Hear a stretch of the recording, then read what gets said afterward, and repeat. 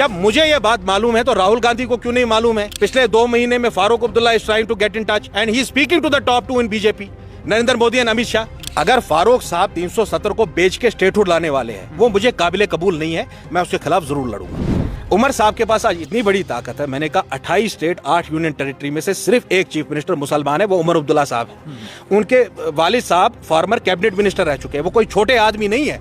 अगर वो चाहे, हमेशा वो अपनी ताकत इस्तेमाल करते हैं अपने रिश्तेदारों के लिए, अपनी पार्टी मेंबर्स के लिए। उनको जम्मू कश्मीर की गद्दी इसलिए नहीं मिली है कि वो अपने आप को एंजॉय कर सके, अपने रिश्तेदारों को बिजनेस के ठेके दे सके। उनको नहीं मिली है ताकि वो अपने एमएलएस को जो है सारे पर्क्स दे सके। आज जो मीटिंग की उमर साहब की पार्टी ने, नेशनल कॉन्फ्रेंस फारूक ने, उसमें आम आदमी पार्टी को भी बुलाया गया। भाई आम आदमी पार्टी वही पार्टी है जिन्होंने 370 को तोड़ने के लिए वोट दिया। उतना गुनाह तो किसी ने नहीं किया जम्मू कश्मीर में। क्या आपको कौम के साथ इसी तरह करना है? आप पसे पर्दा बीजेपी के साथ बैठ जाना है और खामोशी इख्तियार करनी है? ये बिल जो थी, इसको हमें हतल मकदूल कोशिश करनी चाहिए थी इसको रोकने की। ये फर्ज तो फारूक साहब का था। मेरे पास 50 एमएलए नहीं है, मेरे पास 2 एमपी नहीं है, फारूक साहब के पास है। जब वो पीएचडी में थे, हमने उनको पूरी तायद की। क्यों? उन्होंने ये वादा किया कि हम 370 को वापस लाएंगे। फिर उसी फारूक अब्दुल्ला ने पीएचडी को तोड़ दिया। All India Muslim personal law board में कितने कश्मीरी लीडर हैं? ये सवाल मैं क्यों नहीं पूछूं फारूक अब्दुल्ला से? Should I stand up for my people और people like Farooq Abdullah should stand? जिनके पास ताकत है, उनको, वो लोगों के लिए कुछ नहीं कर रहे हैं, सिर्फ मजम्मत कर रहे हैं। तो फिर आप ताकत में क्यों हो? तो फिर आपको कुर्सी छोड़ देनी चाहिए। तो उनको मालूम था कि बिल टेबल होने वाली है। अभी तक क्या कर रहे थे वो? 50 एमएलए है, 2 एमपी है, 2 फॉर्मर चीफ मिनिस्टर्स आपके पार्टी में हैं। अब और किसकी जरूरत थी आपको? आसमान से फरिश्ते आ जाते आपको बुलाने के लिए। आपने क्या किया पिछले 6-7 महीने में? मुझे रहजनों से गिला नहीं, मुझे आपकी रहबरी का सवाल है। मैं कश्मीरी कौम को देखता हूं कि जो कौम 40 साल से अंधेरे में है, जिसके 2 लाख लोग जो है वो कब्रिस्तान पहुंच गए, आने वाली नस्लों को वो ना देखना पड़े, इसीलिए मैं लड़ता हूं, इसीलिए मेरी जमात लड़ती है और इसीलिए हम हमेशा सच बोलते हैं। कल ही के दिन जो लोकसभा में बिल लाया गया मुसलमानों की बर्बादी का, जिससे सारे हमारे असासे खत्म हो जाएंगे, हमारी मस्जिदों पे जख्म लग रहा है, हमारी दरगाहों पे जख्म लग रहा है, हमारे मज़ारों तक को नहीं बख्शा जाएगा। इतना रकबा, करीबन 9.5 लाख एकड़ जो रकबा है वो हमसे छीना जाएगा। इस सब के लिए फारूक साहब क्या कर रहे हैं? देखिए, पिछले 6-7 महीने से आप लोग भी देख रहे हैं कि सरकार क्या कर रही है। हमने जब भी बात की तो हमने हक का परचम बुलंद किया है, हमने लोगों के सामने सच्चाई पेश की है। ये जो मैंडेट उमर साहब की हुकूमत को मिला, नेशनल कॉन्फ्रेंस फारूक को मिला, फारूक अब्दुल्ला की पार्टी को मिला, ये मैंडेट इसलिए दिया गया था कि जो सारे असॉल्ट हुए जम्मू कश्मीर के साथ और जो आज पूरे मुल्क की सतह पे मुसलमानों के साथ हो रहा है, अक़लियतों के साथ हो रहा है, उसकी दिफा के लिए वो खड़े हों। आप सब लोग जानते हैं कि 5 अगस्त 2019 को क्या किया गया। 2 से 2.5 लाख करोड़ का नुकसान हो गया, 2 से 2.5 लाख लोगों की नौकरियां चली गई, कश्मीर का स्पेशल स्टेटस खत्म किया गया, हमारे पास अपना सदर रियासत था, अपना झंडा था, अपना आइन, वो हमसे छीना गया। उसको वापस लाने के लिए आपको वोट मिला था। आपको वोट स्कीइंग के लिए नहीं मिला था, आपको वोट टैगोर हॉल में गाने सुनने के लिए नहीं मिला था। आज जो मीटिंग उन्होंने मुनक्कद की फारूक साहब की पार्टी ने, उन्होंने ये बात बताई कि भाई केएस अफसरों की पोस्टिंग कर रहे हैं एलजी साहब, जबकि कल ही के दिन जो लोकसभा में बिल लाया गया मुसलमानों की बर्बादी का, जिससे सारे हमारे असासे खत्म हो जाएंगे, हमारी मस्जिदों पे जख्म लग रहा है, हमारी दरगाहों पे जख्म लग रहा है, हमारे मज़ारों तक को नहीं बख्शा जाएगा। इतना रकबा, करीबन 9.5 लाख एकड़ जो रकबा है वो हमसे छीना जाएगा। इस सब के लिए फारूक साहब क्या कर रहे हैं? मैंने आपसे ये बारहा ये बात कही है, कश्मीर कोई एक आम जगह नहीं है। कश्मीर एक ऐसी जगह है पूरे हिंदुस्तान में, 28 स्टेट 8 यूनियन टेरिटरीज में। हम कभी किसी की तनकीद नहीं करते, ना मुझे किसी की तनकीद करने की जरूरत है। मुझे रहजनों से गिला नहीं, मुझे आपकी रहबरी का सवाल है। मैं कश्मीरी कौम को देखता हूं कि जो कौम 40 साल से अंधेरे में है, जिसके 2 लाख लोग जो है वो कब्रिस्तान पहुंच गए, आने वाली नस्लों को वो ना देखना पड़े, इसीलिए मैं लड़ता हूं, इसीलिए मेरी जमात लड़ती है और इसीलिए हम हमेशा सच बोलते हैं। अब मुझे बताइए, 28 स्टेट, एक वाहिद ऐसी पार्टी है, एक वाहिद एक ऐसा स्टेट है जहां मुसलमान अक्सरियत में है। आप देखिए उत्तर प्रदेश में क्या हो रहा है, या जो बिल आई वक्फ की। आज जब उमर साहब जिस कुर्सी पे बैठे हैं, उनके वालिद साहब फारूक साहब कई बार चीफ मिनिस्टर रह चुके हैं जम्मू कश्मीर के, वो एक फॉर्मर यूनियन कैबिनेट मिनिस्टर हैं। क्या उन्होंने बात की चिराग पासवान से? क्या उन्होंने बात की चंद्रबाबू नायडू से? क्या मैं कुछ गलत पूछ रहा हूं? आप ही मुझे बताइए। कश्मीर की आवाम अपने दिल से पूछे, क्या मैं गलत बात बोल रहा हूं? फारूक साहब जो इतने बड़े लीडर है, क्या उनको मुदाखलत नहीं करनी चाहिए थी? क्या उन्हें चंद्रबाबू नायडू से नहीं बोलना चाहिए था कि ये जो वक्फ बिल है ये हिंदुस्तान के सेकुलर वैल्यूज के खिलाफ है? इसमें आप तायीद मत करिए बीजेपी की। बीजेपी के पास कोई अक्सरियत नहीं है लोकसभा में, 240 सीटें हैं। बिल पास करने के लिए उनको 272 क्रॉस करना है। If my knowledge does not fail me, BJP only has 240 seats in Lok Sabha. क्या फारूक साहब ने बोला इनको, चंद्रबाबू नायडू को, या उन्होंने कोई मुज़ाकरात की उनके साथ? उनको जम्मू कश्मीर की गद्दी इसलिए नहीं मिली है कि वो अपने आप को एंजॉय कर सके, अपने रिश्तेदारों को बिजनेस के ठेके दे सके। उनको नहीं मिली है ताकि वो अपने एमएलएज को जो है सारे पर्क्स दे सके।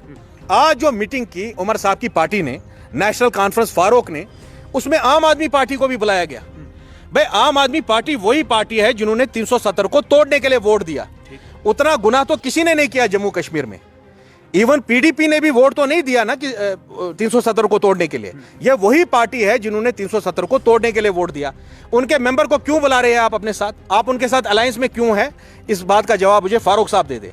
मैंने कभी किसी पे कोई तनकीद अगर की होगी, जो कोई गलत करेगा हम उसको गलत करेंगे, और हमारा दीन भी हमें यही बोलता है, जो मुनाफिकत करेगा कौम से उसको हमें लोगों के सामने पेश करना होगा। देखिए, हमने काफ़ी बारी इस बिल पे वजाहत से बात की है। मैं आपको बताता हूँ इस बिल में क्या खराबी है। ये बिल आर्टिकल 14, 15, 25 के खिलाफ है। क्यों है? जब इक्वालिटी बिफोर लॉ होती है आपकी, अगर किसी भी एंडोनमेंट बोर्ड में, चाहे वो हमारे हिंदू भाइयों का हो या गुरुद्वारा सिख प्रबंधक कमेटी है, उनके मजहब के अलावा कोई आदमी उधर मेंबर नहीं हो सकता है। इधर आपने वो डाल दिया है। उसके बाद आपने वक्फ बाय यूजर को खत्म कर दिया। करीबन दिल्ली में कम से कम 150 से 200 ऐसी डिस्प्यूटेड प्रॉपर्टीज है, और लिमिटेशन लगा दिया उसके साथ कि भाई अगर 12 साल से ज्यादा होगा तो हम उसको नहीं डिस्प्यूटेड, इसके लिए हम कोर्ट नहीं जा सकते। उसके बाद जो आपने वक्फ की बिल में किया, वक्फ बाय यूजर को खत्म करने से बहुत सारी जो स्टेटस है प्रॉपर्टीज का वो मुतनाज़ा हो जाएगी, और एक सरकारी अफसर को उसके ऊपर बिठा दिया। सरकारी अफसर क्या मुसलमानों की हिमायत करेगा? वो तो सरकार का बिठाया हुआ है वहां। आपने क्या किया? उसमें नॉन मुस्लिम्स की तादाद बढ़ा दी गई। अब सेंट्रल वक्फ काउंसिल और स्टेट वक्फ बोर्ड में ज्यादा जो है गैर मुसलमान रहेंगे, मुसलमान नहीं रहेंगे। ये वक्फ तो मुसलमानों का असासा था, ये वक्फ तो गरीब मुसलमानों की फलाह बहबूद के लिए था।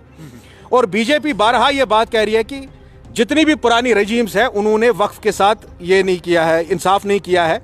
और कश्मीर में ये बिलखुसूस हुआ है।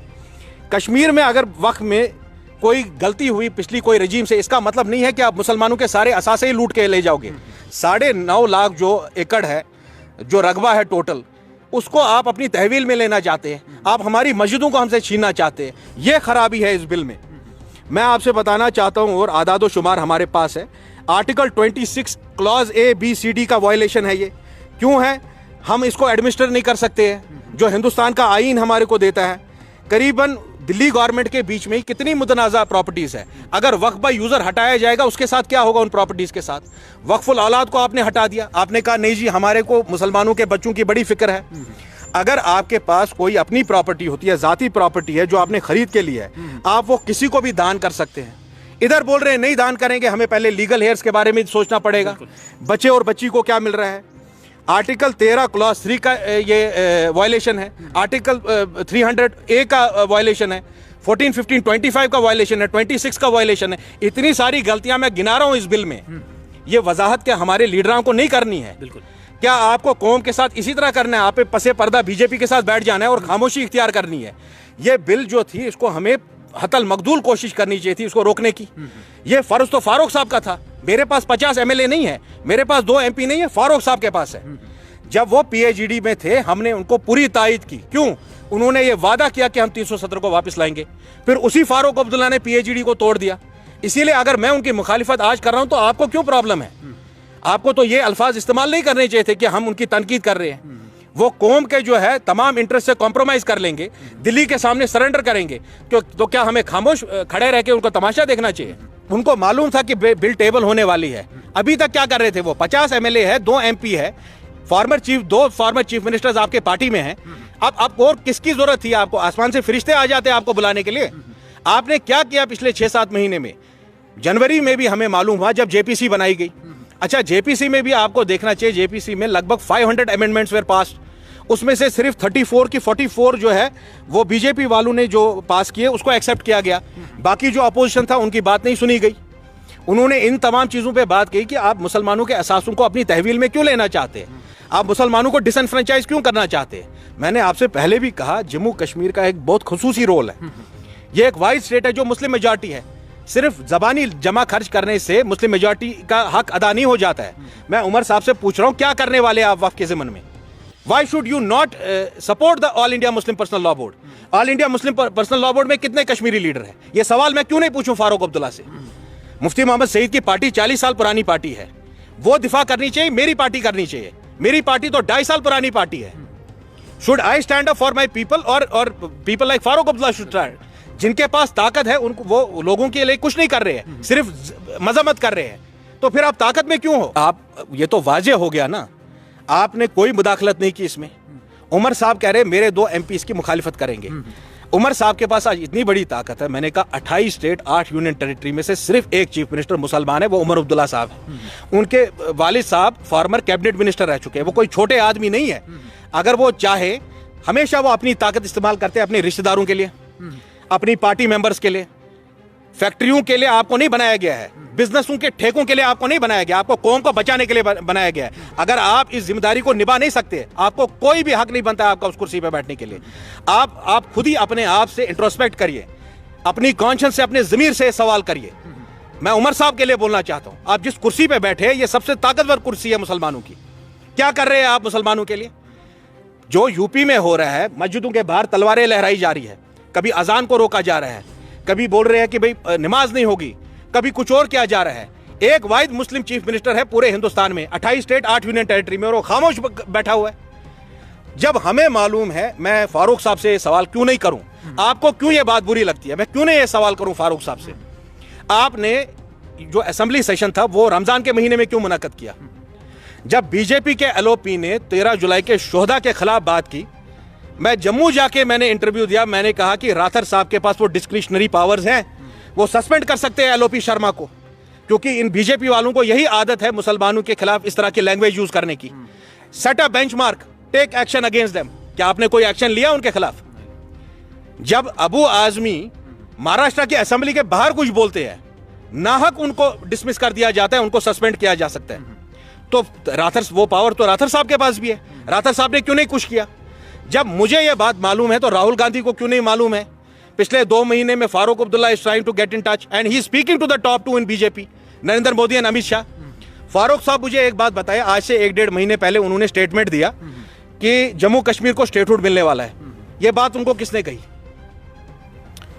अगर फारूक साहब 370 को बेच के स्टेटहुड लाने वाले हैं, वो मुझे काबिले कबूल नहीं है, मैं उसके खिलाफ जरूर लड़ूंगा। देखिए, सबसे बड़ा शिकायत जो हमें है वो कांग्रेस पार्टी से। कांग्रेस पार्टी, मेरे अलावा, ये मेरा मंशूर है, इसमें लिखा हुआ है there will be never any alliance with BJP और RSS। पूरे हिंदुस्तान में एक वाहिद ऐसी पार्टी है जिसके मंशूर में यह बात लिखी हुई है। उसके अलावा कांग्रेस एक ऐसी पार्टी है जो आइडियोलॉजिकली पूरी अपोजिट है बीजेपी से, वो कभी बीजेपी से अलायंस नहीं कर सकती है। जब यह बात मुझे मालूम है कि Farooq Abdullah is speaking to the senior leadership in BJP to get statehood back at the cost of 370, यह बात कांग्रेस को कैसे नहीं मालूम है? कांग्रेस कब तक जस्टिफाई कर सकेगी उनको? कांग्रेस क्यों ये शील्ड कर रही है फारूक अब्दुल्ला को? कांग्रेस ने इससे पहले PDP के साथ भी अलायंस किया। कल तक जो लोग बीजेपी में थे वो कांग्रेस में आ गए तो दूध के दूल्हे बन गए। कांग्रेस के पास एक बहुत बड़ी जिम्मेदारी है, they should speak truth and they should tell Farooq Abdullah कि आप कॉम्प्रोमाइज नहीं कर सकते हैं। कश्मीर की आवाम ने एक ब्रूट मैंडेट आपको दिया, 50 से ज्यादा MLA आपके पास है। वो इसलिए नहीं दिया कि आप इस कौम को पसे पर्दा धोखा दो, जिस तरह का धोखा आपने 1982 में दिया, 1987 में दिया, 1996 में दिया। This was not 1996। अगर सारी कश्मीर भी अपनी जबान सीख देगी, मैं इसके खिलाफ जरूर बात करूंगा। हमारी कौम ने हम पे भरोसा किया, PhD बनाया, उसको तोड़ने वाला फारूक अब्दुल्ला था, वो क्यों नहीं जवाब देंगे आज? और मैं कांग्रेस पार्टी से कह रहा हूं, अगर कांग्रेस पार्टी इसी तरह इन लोगों को शील्ड करती रही, या उन्होंने आने वाले इलेक्शन में किसी ऐसी पार्टी से अलायंस किया which has a history of aligning with BJP, या जिन्होंने कभी बीजेपी के साथ अलायंस की होगी, तो हम कांग्रेस को कश्मीर का सबसे बड़े दुश्मन की नजर से देखेंगे।